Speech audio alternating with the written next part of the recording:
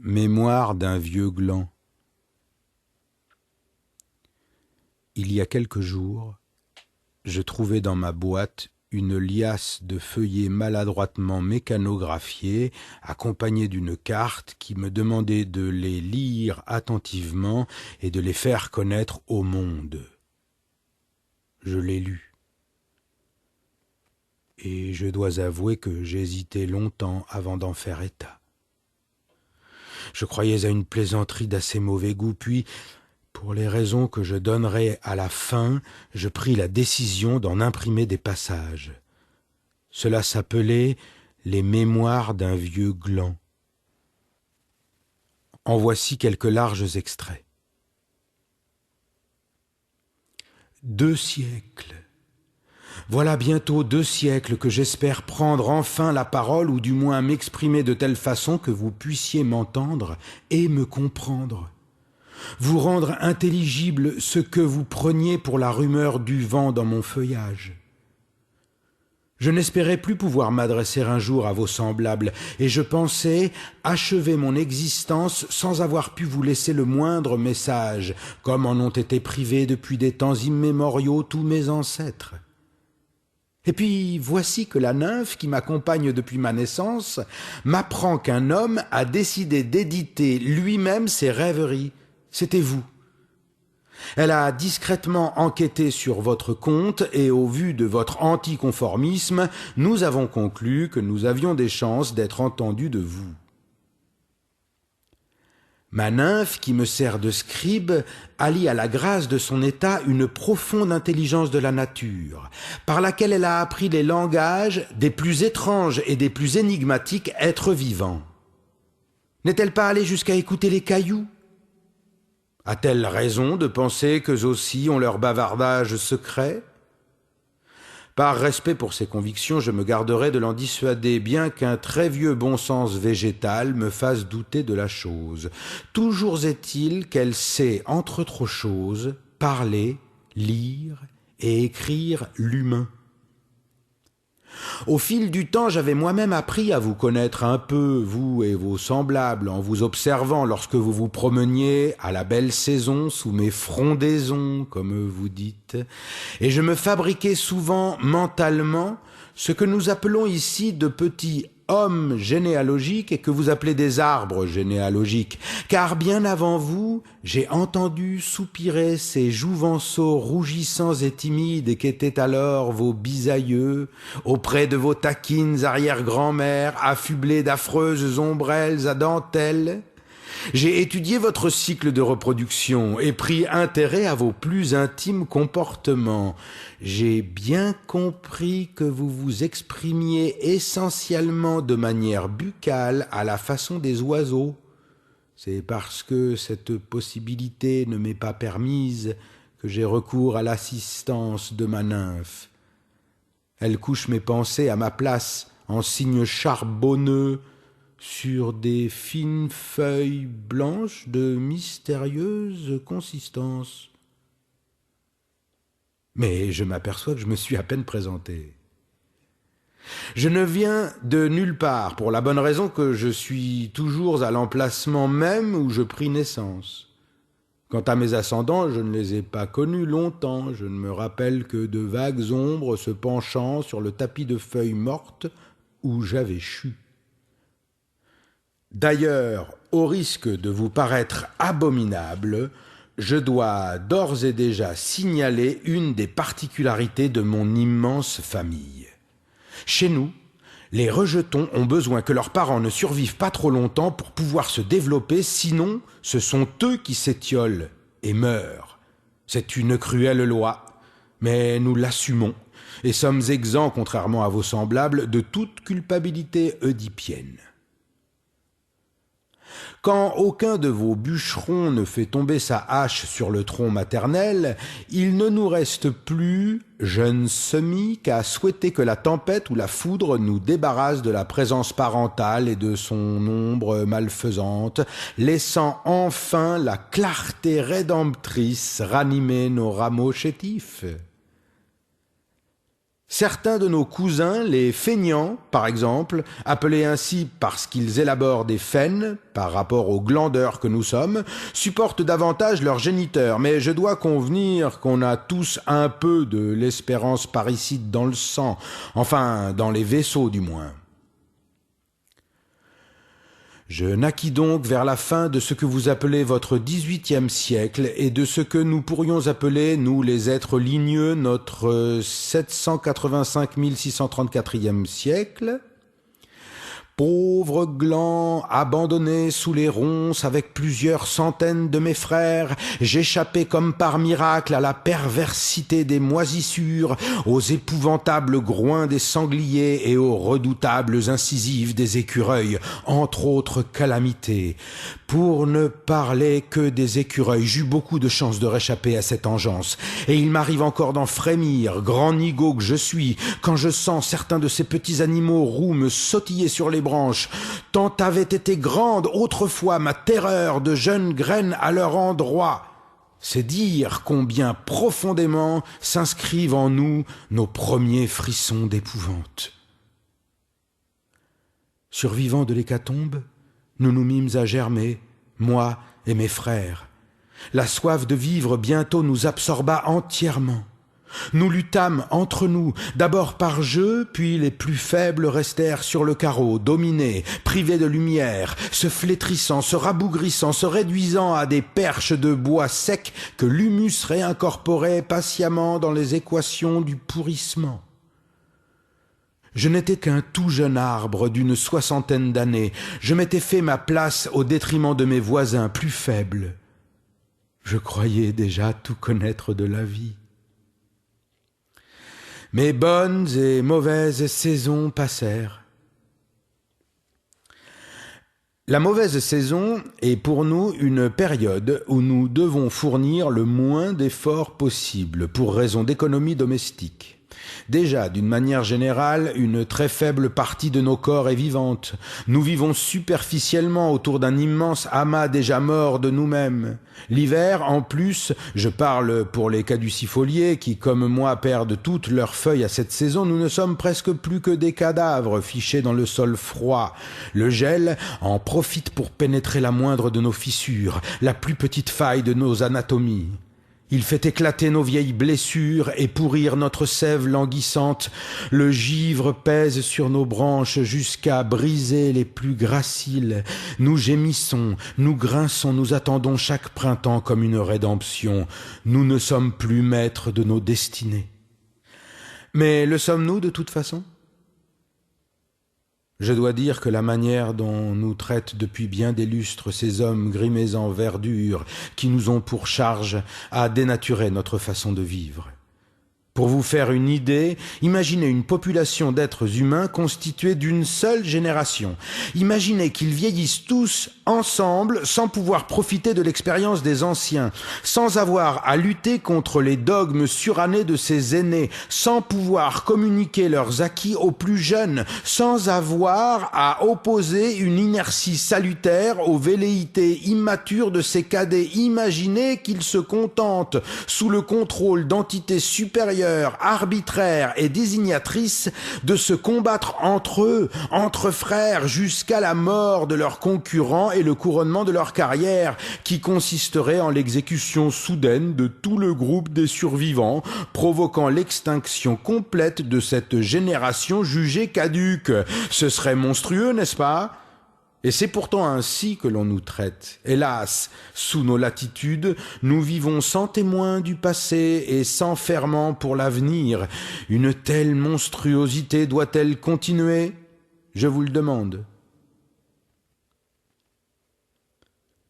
Je ne suis pas un chêne savant.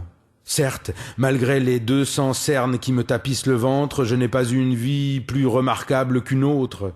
Mais de là à affirmer que mes mémoires ne peuvent rien apporter à l'espèce bipédomobile que vous êtes, il y a quand même plus d'une portée de racines.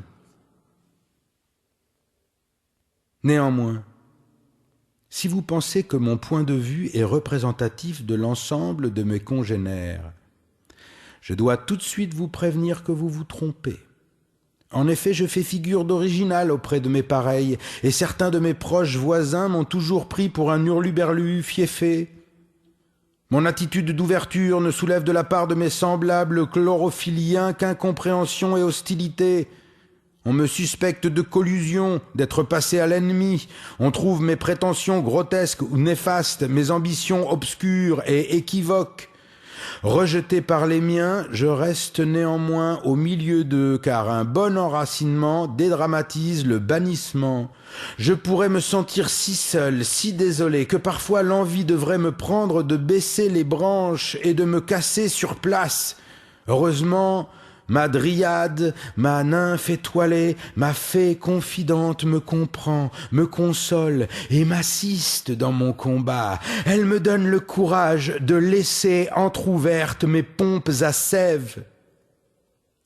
J'ai donc essuyé longtemps les sarcasmes et les colibés feutrés de mes congénères, et puis le temps a passé et ils ont disparu peu à peu, désignés par ces hommes en tunique verte dont le plaisir est de nous décimer lentement.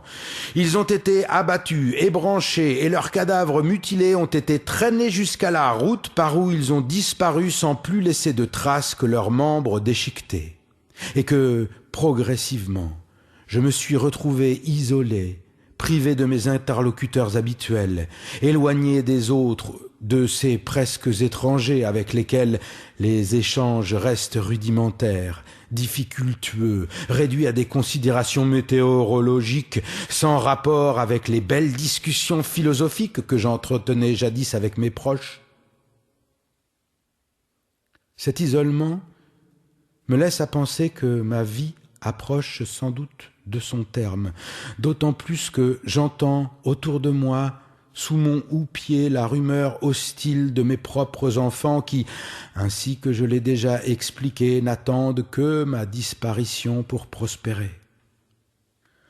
Le bruissement incessant de leur babil incompréhensible me fait sentir qu'il me faudra bientôt leur laisser la place. Aussi, j'espère qu'il me reste assez de temps pour mener à bien la tâche que je me suis fixée. Mais là s'achevaient les feuillets. Je ne pouvais admettre que ce texte provienne d'où il prétendait. Je décidai de faire appel aux techniques d'investigation les plus sophistiquées. Si aucune empreinte digitale ne put être relevée ni sur l'enveloppe ni sur son contenu, l'analyse des traces de salive sur la gomme de l'enveloppe révéla que mon expéditeur était une femme âgée de plus de 80 ans et souffrant de diabète.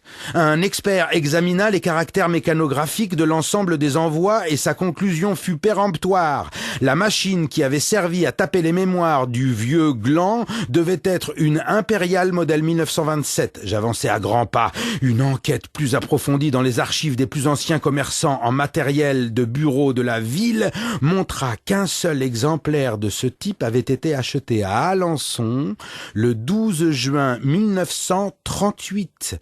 L'aimable négociant qui m'a permis cette découverte ne tient malheureusement pas à être nommé ici.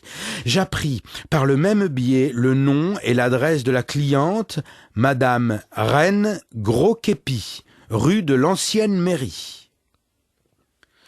Trépignant d'impatience, mais incrédule quant au succès de ma démarche, je me présentai au domicile susdit. Une très jeune femme m'ouvrit la porte, et lorsque je lui demandai à voir Madame Reine, elle affirma ne pas la connaître, mais avec une hésitation et un rosissement des joues qui me firent concevoir des soupçons. Ses yeux brillaient étrangement. Mais l'entretien fut court, et la porte se referma soudain. Je me mis à surveiller discrètement les allées et venues de cette jeune fille. Elle ne sortait pratiquement jamais de chez elle, ce qui expliquait pourquoi je ne l'avais encore jamais vue dans notre modeste ville. J'allais abandonner ma surveillance lorsqu'une nuit, j'entrevis une ombre furtive se glisser hors de la maison. Hélas, je ne pus la suivre car elle sembla se fondre dans l'obscurité. Je resserrai alors mon guet. Ah, quand quelque chose aiguise notre curiosité, nous ne reculons devant aucune folie. Une autre nuit, enfin, l'ombre réapparaît. Aussitôt, je la suis dans sa course folle à travers les rues alençonnaises. Mais bientôt, elle s'engage sur la route qui mène à la forêt. Heureusement, ma participation régulière à l'épreuve annuelle Alençon-Médavy m'aide à maintenir le train. Les semelles de crêpes que j'ai pris soin de chausser rendent ma poursuite silencieuse. Mais le sang me bat aux tempes avec furie. Cette femme est visiblement à peine humaine. Enfin, nous pénétrons dans la forêt. L'ombre s'épaissit, mais la lune éclaire faiblement les grands arbres silencieux. Je me demande s'il est normal que ma proie ne se soit pas encore aperçue qu'on la pourchasse. Mais bientôt, une horrible présomption m'étreint.